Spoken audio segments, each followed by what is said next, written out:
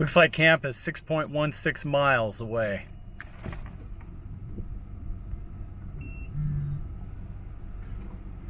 The road ahead was easy, and I anticipated that we would rapidly cover the remaining ground. I had foolishly neglected to consider the red rock terrain of the Needles district of Canyonlands, which would shortly thwart our progress. I think it went through the wire. There's like wire there. It might be on the ground now. Yeah.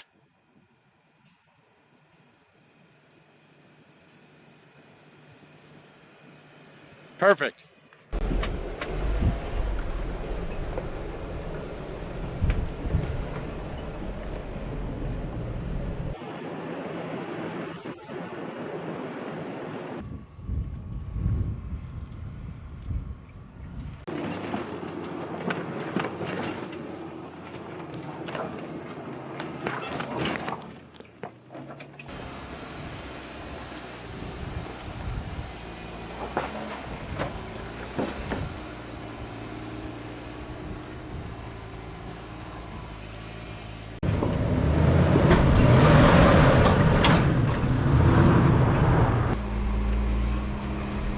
Hi, Dad.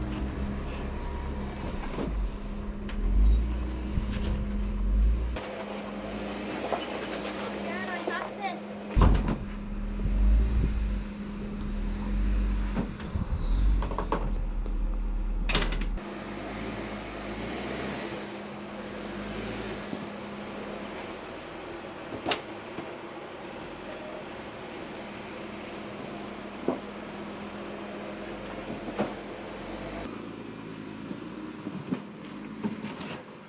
Ooh. At last, we arrived at Devil's Kitchen, arguably one of the most picturesque campsites in the world. The obstacles prior to arriving set us back a few hours, but fortunately ahead of the storm that had been following us all day. It now became a race to set up camp before the storm cell hit.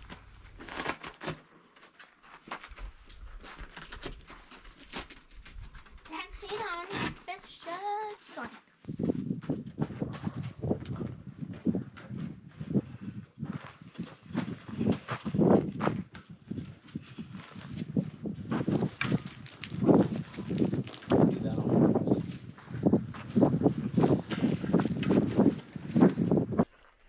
We're all under here under the rain.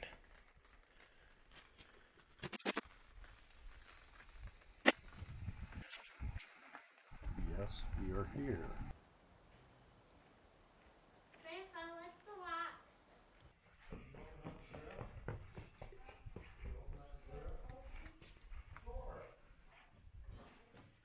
One of the cool parts about Devil's Kitchen is that the National Park Service has placed picnic tables underneath the sandstone outcropping, protecting us from the rain. So that table that I had trouble hauling all over creation on my roof rack? Yeah, I never used it.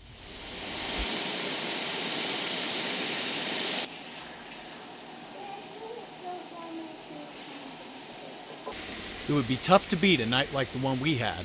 Our senses were overwhelmed with the sound of skillet cooking, the smell of juicy burgers mixed with the fresh scent of the desert after a mild rain, and topped off with the golden hue of the setting sun on the sandstone needles. It truly was an amazing night. Now you can watch here. Why isn't the water coming, Austin? Why don't you think the water's coming? I know why. Why don't you think the water's coming, Austin? I don't know why. There's suction. Hold The this air. and I'll do it. Oh, The yeah. air can't. Watch Grandpa. Watch Grandpa. What? With the camera. Watch him with the camera.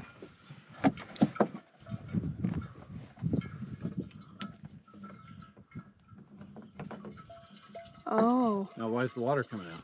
Oh, because the air needs to fill in the empty spaces. Very good. With our daily physics lesson out of the way, it was time to turn in. The plan for the morning was pretty simple. We would take the trail out and then head home. Both my dad and I were very familiar with Elephant Hill Trail, so at this point we knew what we were up against. The goal would be to drop down the Silver Stairs and take the short hike and enjoy the Confluence overlook, where the Green River and Colorado River combine.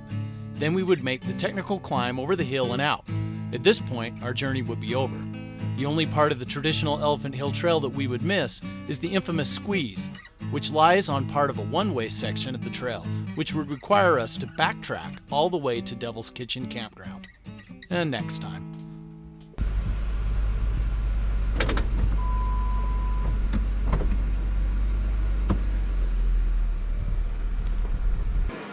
Missed the overlook? This says the silver stairs are here. I thought it was after the overlook.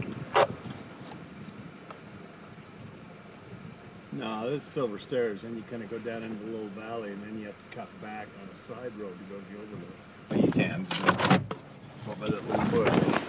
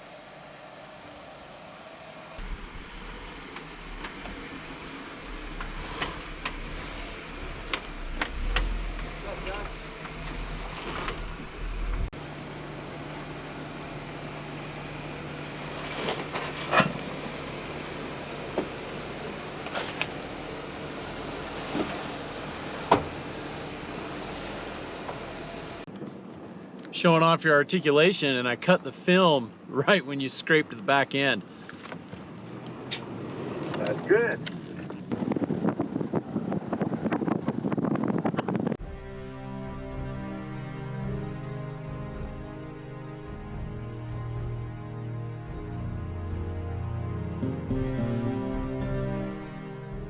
Finally, by late morning, we arrived at the parking area for the Confluence Overlook. The hike is a short half-mile one way.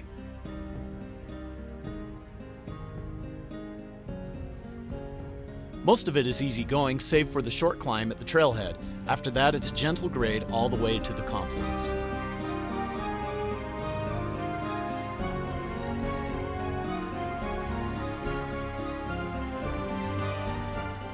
This overlook is amazing. Honestly, one of the coolest canyon points I've seen in Utah, if not anywhere. I've probably been to this point a dozen times, and it never ceases to inspire awe. It's one of those sites where digital cameras never quite do it justice.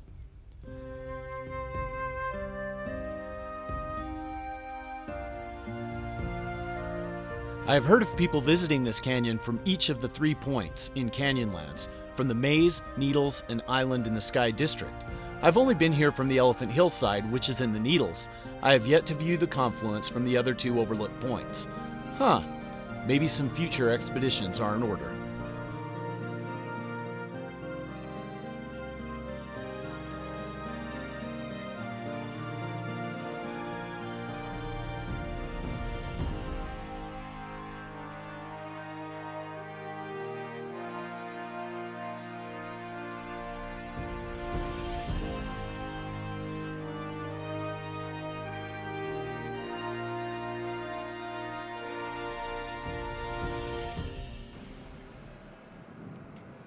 With the overlook hike completed, the next goal was to climb out Elephant Hill and hit the parking lot before lunch. I guess this is where I go left. I believe so. Isn't there a sign there? Yeah, 3 miles to the ranger station.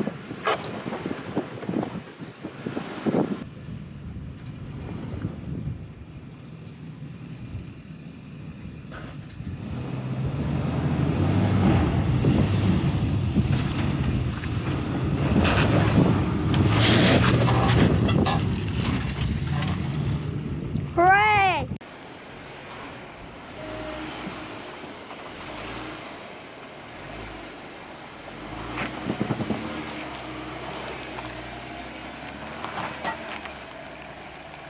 So I spun a little bit and had to use A-track.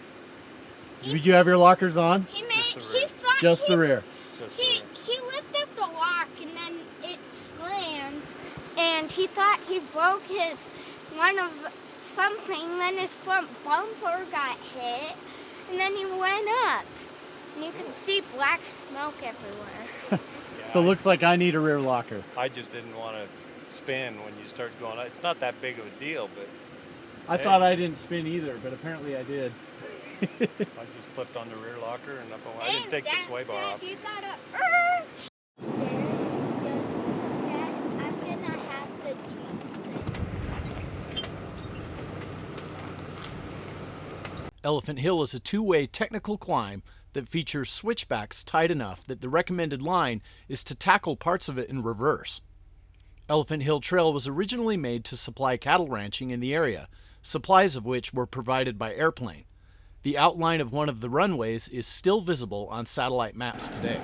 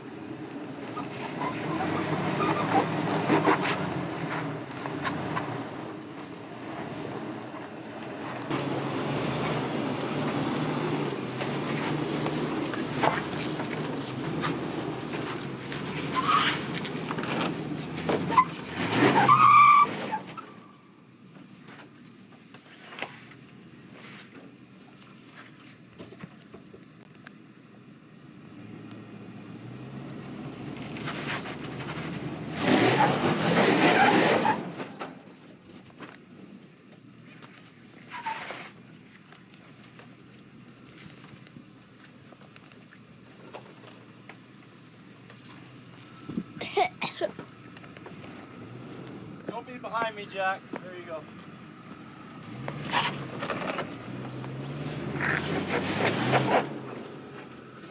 Dad, there's smoke. I could smell it.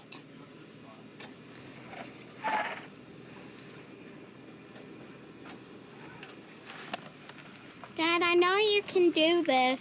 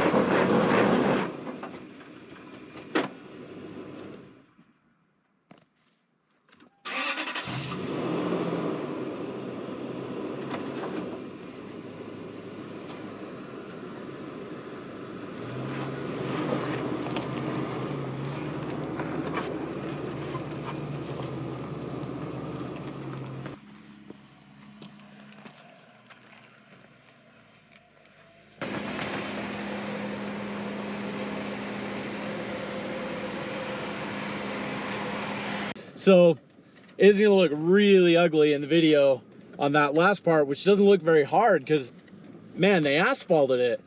But I fell into a hole, took a bad line on the first run, fell into a hole and lost traction. And I could tell. I can't believe you put an aftermarket sensor in your tires or your wheels. We'll see. We'll get to that in a minute. So anyway, I felt the weight shifting on that incline to the back because that's where I have all my gear and all the water, and I wasn't getting any grip up front. And so I backed up to take another line, and I tried to take that line. I thought that line was good, and it started to spin, so I gave it a little more throttle, which I don't like to do, but that got me over some rough spots on Golden Spike, and it just squealed bad and burned the rubber.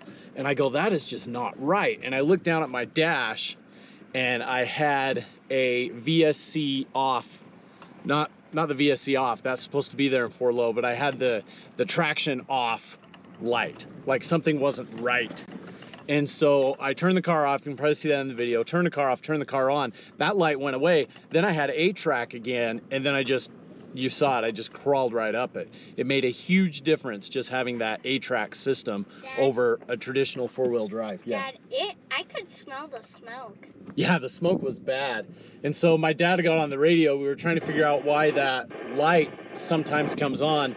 And well, in the passenger front, when I was doing the CV axle swap, I broke the ABS sensor and it was corroded, so I couldn't get the ABS sensor out. I had to pull it out with needle nose pliers. And well, the Toyota ABS sensor is something like $400. It's just ridiculously stupid. And it was, the Toyota sensor, honestly, was junk. It was crappily made. I mean, from the factory, it has zip ties. It was a press fit, no O-ring seal. I mean, the back ABS sensor has an O-ring seal. Looks perfect. It's almost as if two different crews worked on that sensor. So I wasn't ready to spend $500 on a piece of junk sensor. So I went to buy an aftermarket, which was $200. Still ridiculous. And it was still crappily made. But I put it in, and it worked for a while, but I didn't clean out the seat of the rotor or the hub. I didn't clean out the seat very well, and so I couldn't press it in all the way. So then my ABS wasn't working very well because the sensor wasn't seated all the way. So I had to pull that one out. When I pulled it out, I broke it again. So this time I spent time with fine grit sandpaper, polished out the port, and now I'm like, okay, do I buy a $500 Toyota sensor, $250 aftermarket? Well, on Amazon are these $25 cheap Chinese sensors. So I stuck one of them in there, and it seems to be working fine until today. So, you know, I don't know. We'll see how long it lasts. Maybe I'll have to go back to aftermarket, but that's one dumb thing about here. Those sensors just, the design isn't very good and they're expensive. But, you know, I had the cheap one, the $20 sensor, and it got me through Golden Spike. So we'll see how long it lasts.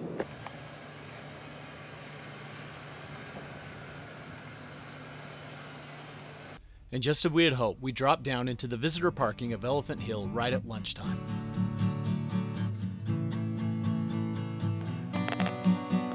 Two hands on the wheel.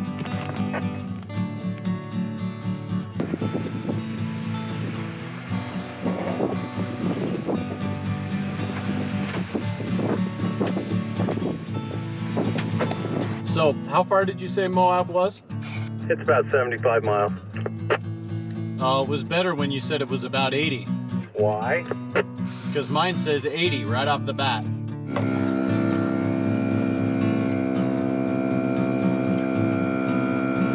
That one's mine. Yeah, all of it. Every bit of it's mine.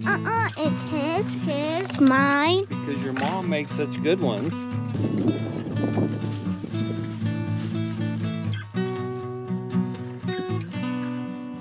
You can't have one. You said you didn't want one. I said I did. We broke open the cookies to celebrate the end of another great trail and discussed where the road would lead us next year.